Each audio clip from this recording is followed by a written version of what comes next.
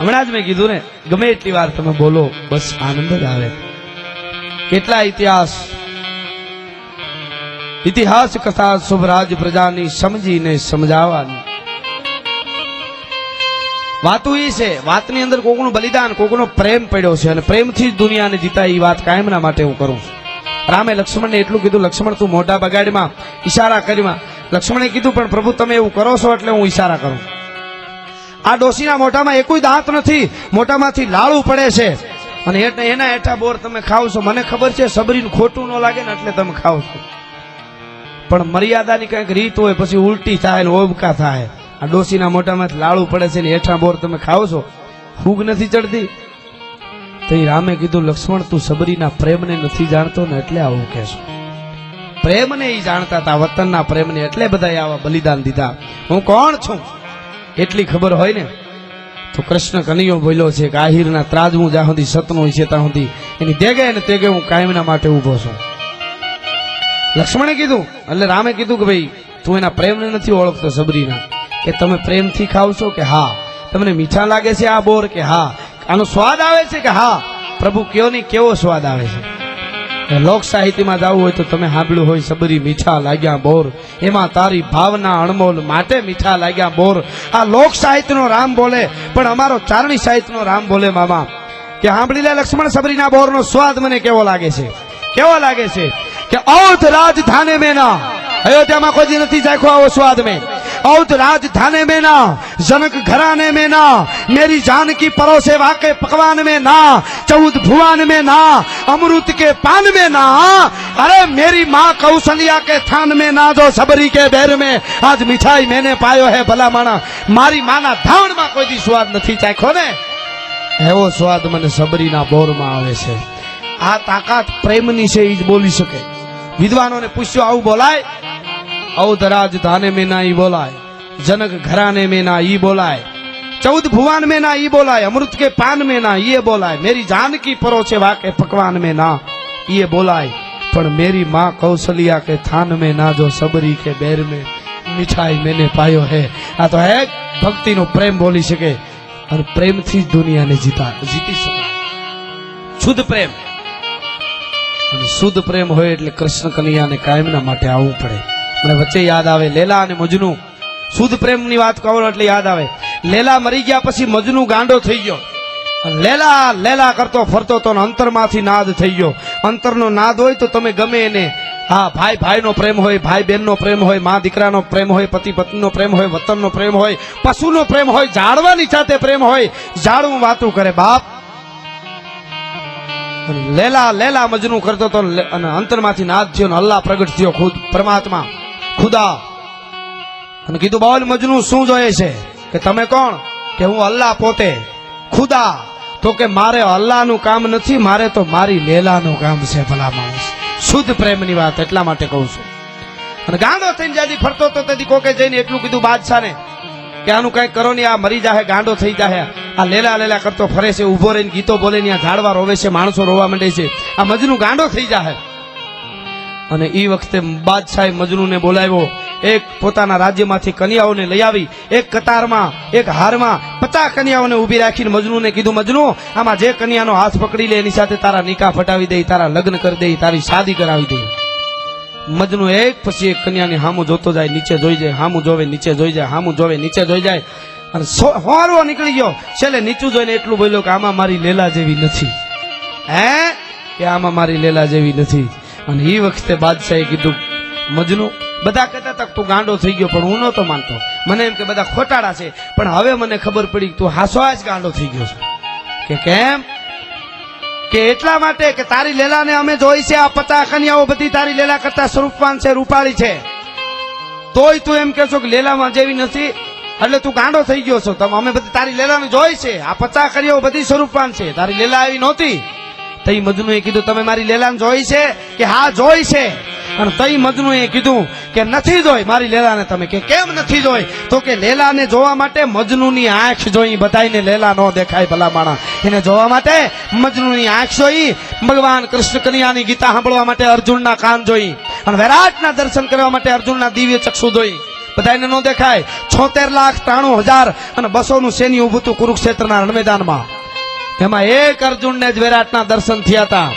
11મી અધ્યાય દિવ્ય ચક્ષુદે દિખાયો રૂપ કહેતે શીશ નેત્રપાય કહેતે ભુજ ધારી है અને સૂર્ય ચંદ્ર અગ્નિ છે જે શસ્ત્ર और भूषण है અને દાંતન કી રેખ બીચ મરી છે ને સારી है. આ એક અર્જુન જ ભાળતો હતો. બાકી બધાને એમ કે આ બે બીવે છે એટલે અંદર કઈ ભાગવાનો પ્રોગ્રામ બનાવે છે એમ જ લાગતું હતું બધાય કે ગણગણ કરે ઉભા ઉભા. બધાને ન દેખાય. અને ગંગા સતીના ભજન સાંભળવા માટે પાનબાઈના કાન જોઈ અને કાગળમાં એક ખાલી 2 અક્ષર લખી દે કે રા રખતા વાત કરજો. અને ઈ કાગળ સમજી જવા માટે ફોનબાઈ આહિરાણી જેવી આહિરાણી જોઈ ભલા માણસ. બધાને આ નો સમજાય, બધાને નો સમજાય બાપ. અને ભાઈ કાગળ મેલ્યો આવીને વાંચો શું લખ્યું છે ભાઈ. આ તો અભણ હતા કે એમ લખ્યું છે કે આહિરાણીને માલુમ થાય કે આપણે નવગણને મોટો કર્યો છે એ રાજને હોંપીને ઇનામ મેળવવું છે, જલ્દી તૈયાર કરી દો. કે હા બીજું કઈ લખ્યું છે કે ના બીજું નથી. તો જોજો ભૂલમાં કઈ રહી ન જાય. તો નીચે કાઉન્સમાં કઈક લખ્યું છે કે રા રખતા વાત કરજો, પણ એ છેલ્લે ખાલી આમ હાથે લીટો કરીને એવું લાગે વધારાનું લખ્યું એવું લાગે. રા રખતા વાત કરજો કે હા કઈ વાંધો નહીં. બહાર ઉભા રહ્યો હમણાં ઉગા નવઘણને લઈ આવું છું. ઘરમાં જઈ ઉગાની માથે જેને કહેવાય ગોદડું ઓઢાડેલ હતું એ ખેંચી નવઘણની માથે ઓઢાડ્યું અને ઉગાને ઉભો કર્યો ને હૈયાની સાથે લગાડ્યો. માનો થડકાર વધી ગયો હૈયાનો. ઉગો કે છે માં તું રોતી નહીં, તું ઉગાની જનેતા છો અને તું આહિરાણી છો અને તારું ધાવણ હું ધાવ્યું છું માં. અને આ આપણા આશરે આવ્યો છે આ નવઘણ. ખબર પડી ગઈ હતી બધી. કોકને એમ થાય કે એને હું ખબર હોય એમ નહીં, એને ખબર જ હોય. નકર તો ન્યા આટકો મારે ન્યા રાડ દઈ દે હું નવઘણ નથી, હું ઉગો છું. ઉભો રાખજો કોકને અટાણે. આ બનીને જા જે બનાવો એ બનશે. રામાપીર નું કે રામોપીર બનીને જાય 11 વર્ષનો છોકરો. પણ ઓલો તલવાર તોડે ને પછી એમ કે રામોપીર નથી, હું તો કાંતિભાઈ નો છોકરો છું. ન્યા ફરી જાય પાછો. આ તો હરોહર ઈ એમ કેતો તો માથારો થડકાર વધી ગયો ઈ નો હાલે. હે શું કે છે કવિતા લખી છે મેં કે ઉજળા આહીર એ જી આશરા કેરી ઈ તો વાતો વડી વિખ્યાત જણ કાપી વંશવેલ પોતાની અન રાખી જો તું ઉજળી રાની. કાપી વંશવેલ પોતાની રાખી જો તું ઉજળી રાની.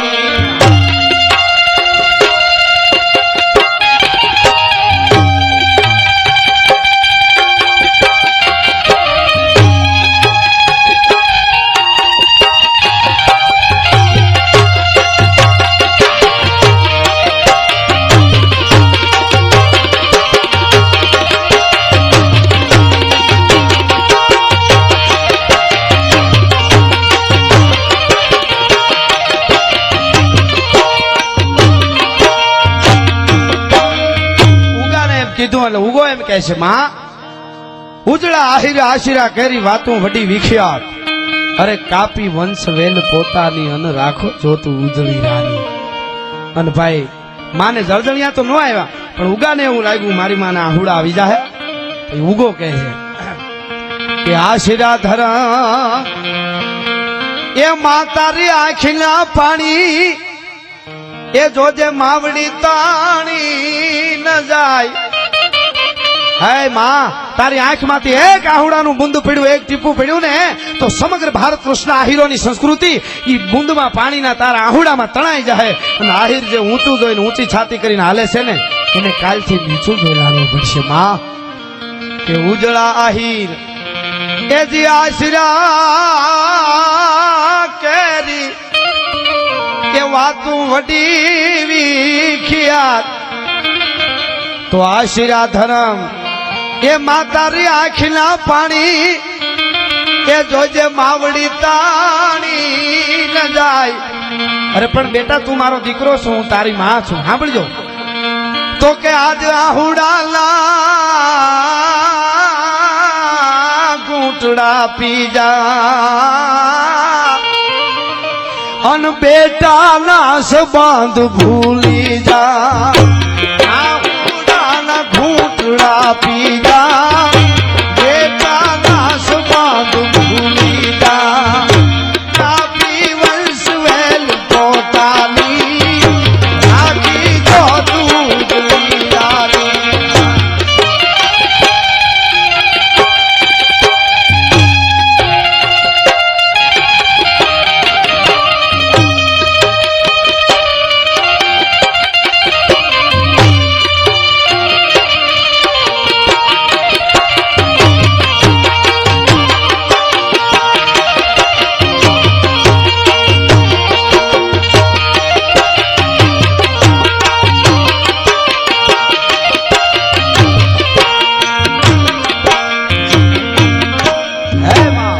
આશરા ધર્મ આંખના પાણી જોજે માવડી તાણી ન જાય આજ આહુડાના ઘૂંટડા પી જા અને બેટાના સંબંધ ભૂલી જા આહા.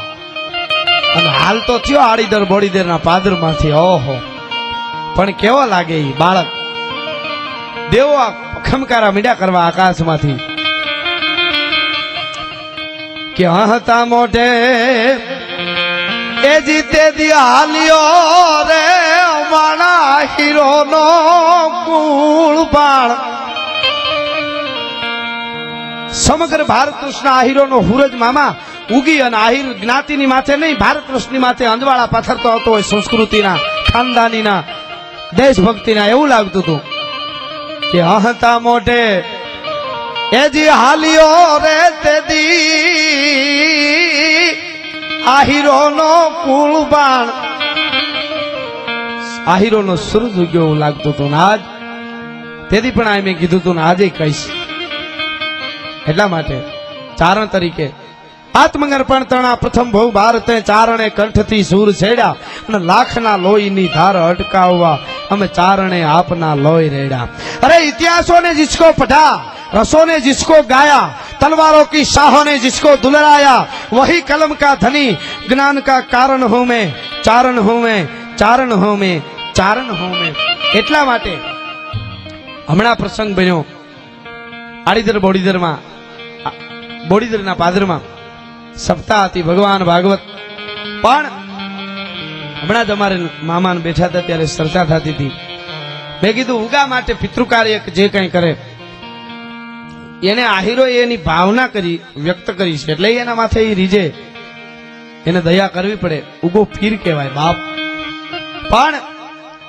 એની કોઈ જરૂર નથી પડતી મારા મંતવ્ય પ્રમાણે અને કદાચ વિદ્વાનો કોકને પૂછ્યો અથવા શાસ્ત્ર વાંચ્યો ઉગાનું જો લીલ પરણાવવું પડે ને બાપ તો શાસ્ત્રો ખોટા પડે.